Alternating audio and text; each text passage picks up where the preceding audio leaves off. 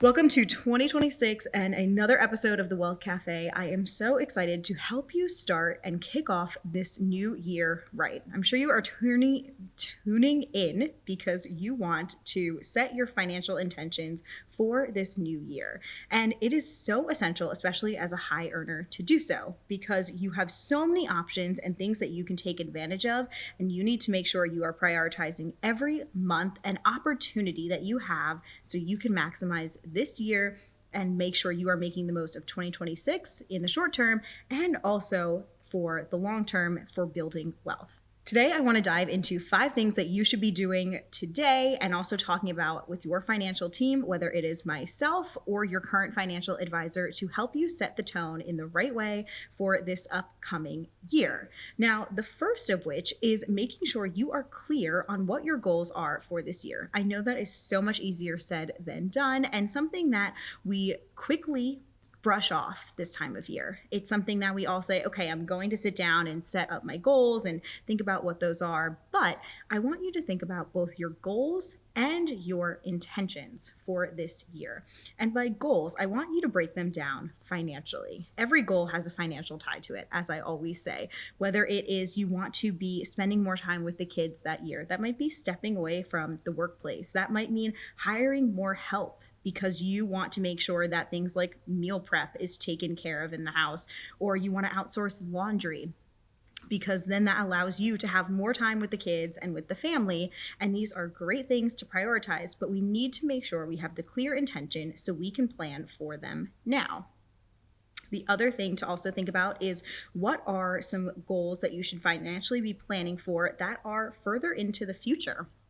Is it saying that, hey, this year I want to make sure I am prioritizing and thinking about what the second home is going to look like? How are we starting to save for this? How are we setting up our cash flow and setting aside our investments to make sure they are prepared to pull this money out when the time comes? We talked about this at the end of last year in one of our episodes, and it is something that you should be keeping in mind as we start this new year. The second thing I want you to keep in mind as we kick off the new year is what is your power number? For those of you who don't know what that is, your power number is the amount of money that you actually need to hold in terms of liquidity in your bank account. Now, as women, we statistically speaking hoard cash. And when we hoard cash, we are missing out on things like investment returns, building wealth for both ourselves and future generations. So I want to make sure that you understand what your power number is, and this makes up the amount of money you need for things in 2026 in terms of cash. Maybe you're purchasing a new car, maybe it's the kids' school tuition, any other purchases for the home, whatever that money you need, and also your emergency savings. Anything beyond that, you should be working with your financial team and communicating with them and talking about how much you should be investing and using to set yourself up for the future. The third thing I want you to map out for this year is what are you expecting in terms of cash flow? Now, it may vary from year to year, but take a look at 2025. Were there certain things that you discussed in terms of equity and compensation in your workplace? Do you have a bonus that is going to be coming in this year? Do you expect to be having equity that is going to be vested to you? Maybe your spouse does, or maybe you expect to be receiving some type of inheritance or gifting from a family member. How is that factoring into your cash flow and the financial priorities and needs that you have for the year? You need to make sure you are accounting for this, communicating this with your financial team, because you might sit there and say, you know what, we're going to be receiving $19,000 from our parents or from our in-laws this year, so we may not need to disrupt any investments this year. We want to keep that money invested for some future purchase down the road. Make sure you are keeping track of these things, and there always are going to be financial things that pop up, whether it be an inheritance, a bonus, different gifting that you can't plan for, and those are the exciting, I call them lottery ticket or surprises that pop up, which are fantastic. But to your extent, make sure you are planning out for those and take a look at what money do we already know for sure should be coming in this year. The fourth thing is I already want you thinking about your tax strategy for next year.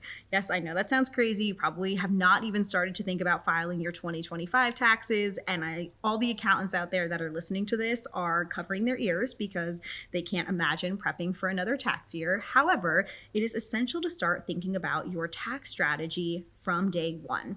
A couple ways to think about this are, do you plan on doing any gifting this year? I mentioned that $19,000, that's the 2026 amount that you can gift, you as an individual to another individual in a single year, and that's the amount for 2026.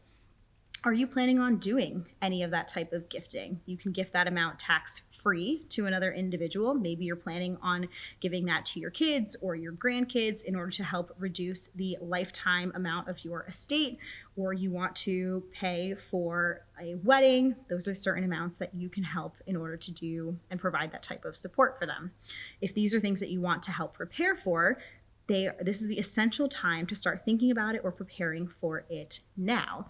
Especially, this is a good time to look at, where are we going to be pulling that cash from? Where is that going to be deposited to, from, and how are these goals being supported for the next generation or for different goals in your life? And the fifth thing that you should be doing is refining your financial plan. If this is not something you did at the end of 2026, this is a great time to do so. You should be working with your financial team, whether it's your advisor, your tax accountant, estate attorney, bringing them all together to create that comprehensive team.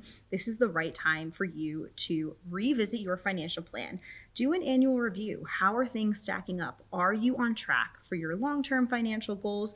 What things did you achieve last year that we can cross off the list? A lot of times I'll sit down with clients and things happen sooner than they expected. For example, I had a client last year, they didn't think they were going to purchase a second home for 3 years. However, they inherited a chunk of money. So that really sped up their timeline. And so we went into their financial plan and we were able to adjust things and say, okay, now that you inherited this lump sum of money, we had a change in our goals. How does this impact everything else, like retirement, like paying for the grandkids to go to college? And this is a good time for you to do the same type of revisit to your financial plan. Before you go into this meeting, make sure you take a look and say, okay, back to point number one that we talked about, make sure you are taking a look and saying, what goals have I added that are upcoming? What goals have shifted? And what are things that may no longer be relevant to you? It is okay for your financial goals to shift and change. Just make sure that you are sharing them with your financial team so they can help you appropriately plan for them in the upcoming year and from now and into the future. As I mentioned before, the best way for you to build wealth is to really use this year and to maximize all the things that are being given to you, whether it is through your work compensation, your tax advantages starting for the new year, and making sure that you are aligned with the right financial team that is going to help you do so. And if you are looking to expand your financial team and really have the advisor, tax, and estate attorney on your side, you can start with the financial advisor and apply for an introductory call in the link in our bio. And I look forward to seeing you next week on another episode of The Wealth Cafe.